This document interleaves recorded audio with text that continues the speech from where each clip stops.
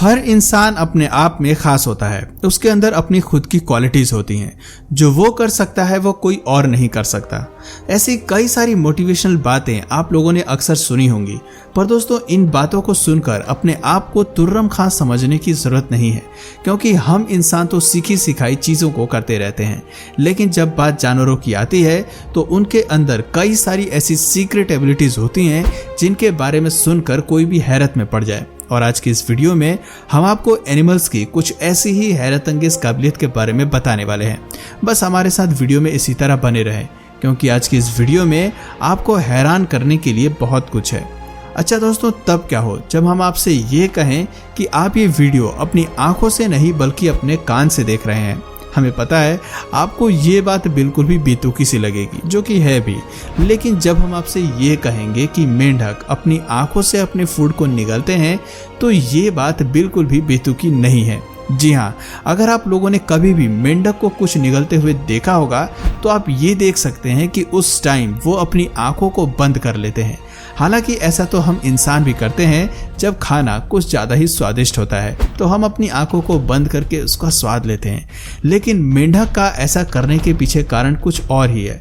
Research में ये पता चला है कि जब मेंढक किसी भी चीज़ को निगलते हैं तो अपनी आंखों को अंदर की तरफ ले जाते हैं, ताकि इनके द्वारा निगला हुआ शिकार इनकी बॉडी के अंदर पहुंच जाए, और इसीलिए ये अपनी आंखों से उसे धक्का देने का भी काम करते हैं। और अगर मेंढक ने अपनी इस सीक्रेट एबिलिटी को खो दिया तो उसे ज़्यादा मेहनत करके अपना खाना निगलना पड़ेगा।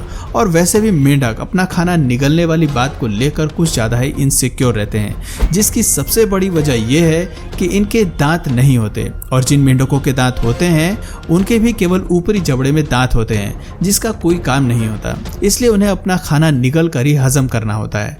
वैसे अगर जानवरों के दांत के बारे में बात की जाए तो ये काफ़ी जटिल विषय है, जिसके बारे में जानने के लिए हमें अलग अलग प्रकार के जानवरों के दांतों के डेवलपमेंट को देखना होगा। और इन सारी चीज़ों को देखने के बाद ऐसा लगता है कि इनके दांत फिश स्केल से इवॉल्व हुए हैं। हाँ, अब इस चीज़ की कल्पना करना थोड़ा मुश्किल है कि कैसे फिश स्केल्स जानवरों के दांतों में आए होंगे, पर इसकी कहानी थोड़ी अलग है, क्योंकि कुछ मछलियों के स्केलेटन पूरे के पूरे कार्टिलेज से बने होते थे और उनकी स्किन में छोटे छोटे कांटेदार स्केल्स मौजूद थे, जिन्हें डर्मल डेंटिकल्स के नाम से जाना जाता है। और यही थोड़े बहुत दांत जैसे दिखाई देते थे।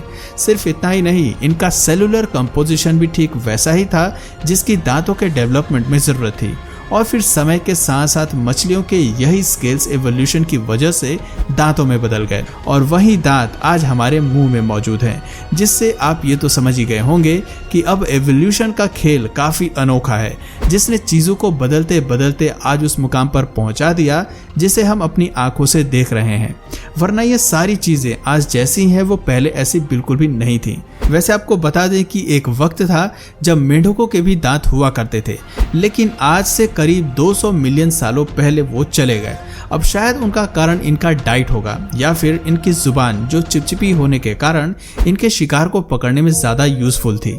इसलिए एवोल्यूशन ने सोचा कि जब मेंढकों को उनके दांत की ज़रूरत नहीं है तो उन्हें देने का फ़ायदा ही क्या है। और नतीजा आप देख सकते हैं कि आज मेंढक बिना दांतों के भी बड़े आराम से जिंदा है। वैसे दोस्तों, एवोल्यूशन की बात हो ही रही है तो कछुओं का जिक्र करना भी तो बनता ही है, क्योंकि ऐसे बहुत से जानवर हैं जिन्हें जमा देने वाली बर्फ से खुद को बचाना आता है, लेकिन मुश्किल तो ठंड की वजह से आती है। और तालाब वगैरह में तो ऑक्सीजन की भी बहुत भारी कमी हो जाती है। अब पेंटेड टर्टल्स को ही ले लीजिए, ये अपने फेफड़ों की मदद से सांस लेते हैं। ऐसे में जब पानी जम जाता है तो ये सरफेस पर जाकर सांस लेने की कोशिश नहीं करते हैं। उस टाइम ये अपने बॉडी टेम्परेचर को कम कर लेते हैं और अपने मेटाबॉलिज्म को 95% तक स्लो कर देते हैं, ताकि ये ठंड में सरवाइव कर सकें। और उस टाइम कछुए अपनी बड्स की मदद से सांस लेते हैं। इस प्रोसेस को क्लिनिकल रेस्पिरेशन कहते हैं, और उसी जगह से इनकी स्किन ऑक्सीजन भी एब्जॉर्ब करती है। वैसे अगर सच कहें तो अपनी स्किन की मदद से सांस लेना रेप्टाइल्स में काफ़ी ज़्यादा रेयर है, क्योंकि ये अधिकतर अपने मुंह के रास्ते से ही सांस लेते हैं। लेकिन एम्फीबियंस और फिश इस मामले में कुछ ज़्यादा ही खुशकिस्मत होते हैं। पर क्या आप जानते हैं कि इंसान भी अपनी स्किन की मदद से सांस ले सकते हैं, पर स्किन की सहायता से लिया गया ऑक्सीजन हमारी बॉडी के लिए काफ़ी नहीं है और ना ही हम इसे ऑक्सीजन लेने का मेन सोर्स बना सकते हैं। और अगर हमारी स्किन हमारे सांस लेने का मेन सोर्स होती तो ये मत सोचिए कि सब कुछ आसान हो जाता, क्योंकि तब हमें अपनी बॉडी को बाहर मॉइस्ट करना पड़ता। ऊपर से हवा में मौजूद जितने भी माइक्रो ऑर्गेनिज्म होते ये हमारी स्किन के जरिए डायरेक्ट हमारी बॉडी के अंदर पहुंच जाएंगे और फिर हमारी बॉडी में कितना उधम मचाएंगे इसका हम और आप अंदाजा भी नहीं लगा सकते। वो तो शुक्र है कि हम अपने फेफड़ों से सांस लेते हैं, जिसकी वजह से हमारे फेफड़े एयर को फिल्टर करके हमारी बॉडी में पहुंचाते हैं और हमें कोई नुकसान नहीं होता।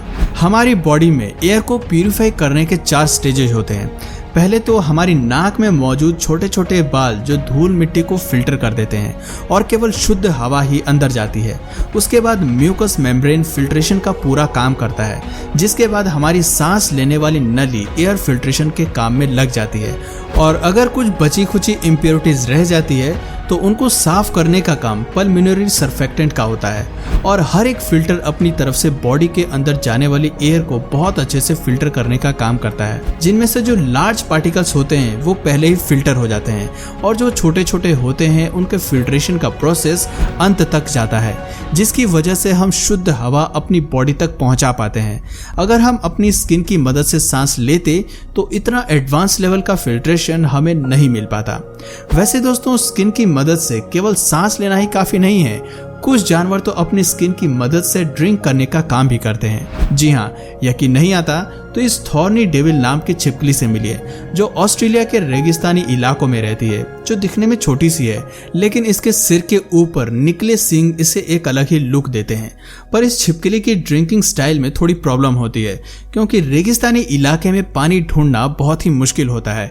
यही वजह है कि अगर आप थॉर्नी डेविल के सामने किसी कटोरे में पानी रख भी दें तो वो उसे पिएंगे नहीं, क्योंकि इनका मुंह केवल खाना खाने के लिए है और शायद इसके पीछे का कारण भी एवोल्यूशन ही है। पर इसका ये मतलब नहीं है कि ये छिपकलियां पानी नहीं पीती, बस ये अपने मुंह की बजाय अपने पैरों से पानी पीती हैं। असल में ये छिपकली किसी स्पंज की तरह लिक्विड को अपने पैरों में एब्जॉर्व कर लेती है, जहां ये कैपिलरी एक्शन की मदद से जिस किसी भी जगह पर पानी होता है वहां से पानी को एब्जॉर्व कर सकती है। पर असली प्रोसेस तो पानी की एब्जॉर्व होने के बाद शुरू होता है, जहां जो लिक्विड होता है वो ग्रेविटी के अगेंस्ट जाकर इनके मुंह तक पहुंचता है। वैसे दोस्तों, आपको नहीं लगता कि जब ये छिपकलियां पानी को अपने अंदर एब्जॉर्व करने में इतनी माहिर हैं तो इनका फायदा उठाने वाले भी मौजूद होंगे? क्योंकि अगर हम ऑस्ट्रेलिया की बात करें तो वहां का 70% हिस्सा रेगिस्तानी इलाके से भरा हुआ है।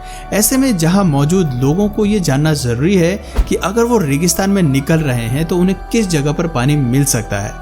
इसी वजह से जब कोई रेगिस्तान में चल रहा होता है और उसे पानी की तलाश होती है तो वो कुआं खोदना शुरू नहीं कर देते, बल्कि अपने पानी के सोर्स को पूरा करने के लिए बर्ड्स, एनिमल्स और वेजिटेशन वगैरह का सहारा लेते हैं।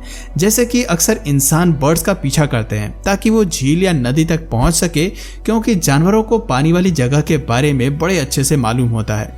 पर बबून्स अपनी इंफॉर्मेशन को छुपा कर रखना पसंद करते हैं। इसी वजह से अफ्रीकन लोग एक अलग तरीका निकालते हैं, जहां वो सबसे पहले बबून्स को कुछ नमकीन खिलाते हैं और फिर इंतजार करते रहते हैं कि कब उन्हें प्यास लगे। जैसे ही ये जानवर प्यास लगने की वजह से पानी की तरफ भागते हैं, इंसान इनका पीछा करना शुरू कर देते हैं ताकि उन्हें भी वाटर सोर्स का पता चल सके। वैसे ये बिल्कुल भी जरूरी नहीं है कि जानवर हर बार ऐसा ही करें। इन्हें झूठ बोलने की भी कला बड़े अच्छे से आती है। तभी तो जब किसी चिंपैंजी को कोई चीज अच्छी लगती है तो वो ऐसे दिखावा करते हैं जैसे कि वो चीज बिल्कुल बेकार है, ताकि उन्हें अपने साथियों से ये शेयर ना करना पड़े। अब इसे देखकर ये बात कहना बिल्कुल भी गलत नहीं है कि हमें झूठ बोलने की काबिलियत अपने पूर्वजों से ही मिली है। और बात केवल कुछ बताने न बताने की नहीं होती, कई बार तो ये उन चीज़ों को भी छुपा देते हैं जो उन्हें पसंद आ जाती है, क्योंकि जंगल की दुनिया में सबसे ज़्यादा जरूरी खुद को जिंदा रखना होता है। तो दोस्तों, आज की वीडियो में बस इतना ही। आपका इन एनिमल किंगडम की एबिलिटीज़ के बारे में क्या कहना है कमेंट करके ज़रूर बताइए।